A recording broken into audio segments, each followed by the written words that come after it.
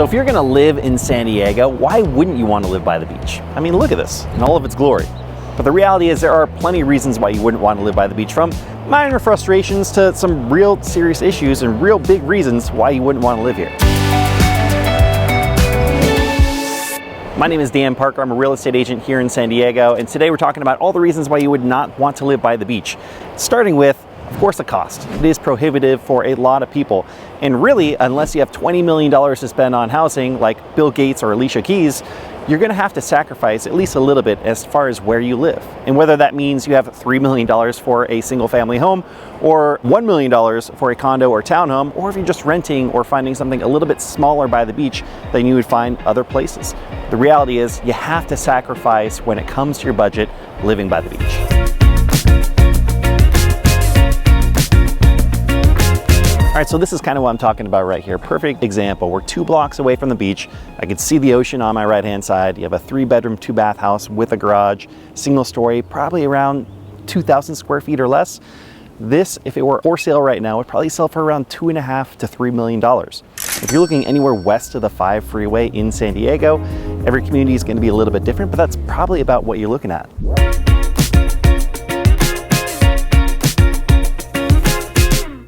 So one of the frustrations of living by the beach in San Diego is you have to deal with the fog. Now, luckily we have a nice sunny day today, but on a lot of days, what ends up happening is it can be sunny everywhere else in San Diego, but if you're within a mile or so of the beach, you get this marine layer fog that rolls in. You can bring the temperature down a good 10 to 20 degrees on certain days. And when you're living here and sacrificing so much to live close to the ocean, and you get that fog instead of those sunny days, it can be a little frustrating. So it's good to know that before you come and live over in this area.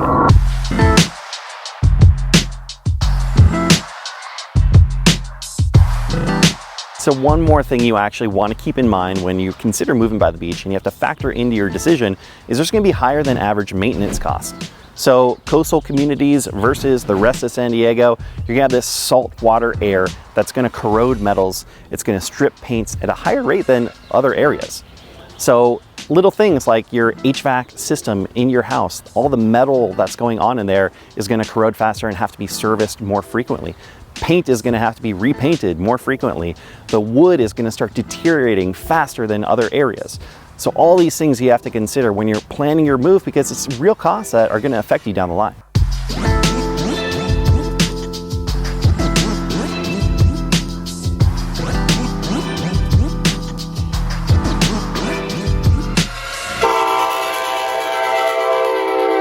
So on the list of frustrations of living by the beach, and this one you might be able to kind of live with after a little while, is living by the train. The coaster that goes up and down the coast gets pretty loud when they start blaring on their horns coming through these stations. So if you're living anywhere west of the I-5 freeway, walkable distance of the beach, you're gonna hear this. And I can tell you from personal experience that, you kind of know that you're living by the train, but once you start to hear it day in and day out from 6 a.m. till 10 p.m., it can start to get a little bit frustrating. But then you also kind of get used to it at the same time. So here it is, the train.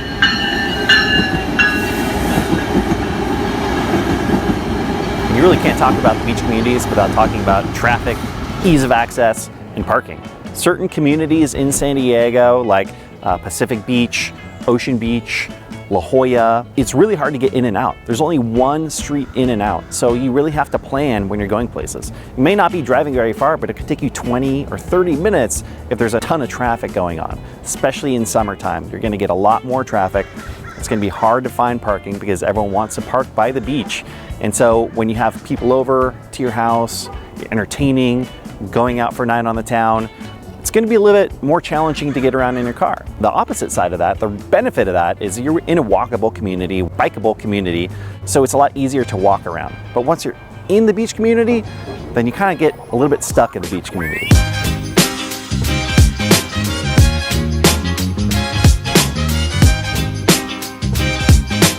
And then you have a lack of big box stores in this area. So when you need to go to Costco, you need to go to the large grocery store, the Targets, the Walmarts, all that stuff is generally going to be a little bit of a way away from the beach communities. Now the benefit of that is you have these cool mom and pops, these really nice craft restaurants and bars and little boutique shops that you can find in these beach communities. They're extremely walkable, like I mentioned before, But when you need those big items, you either order on Amazon or you go once a week or every other week out to the big box stores.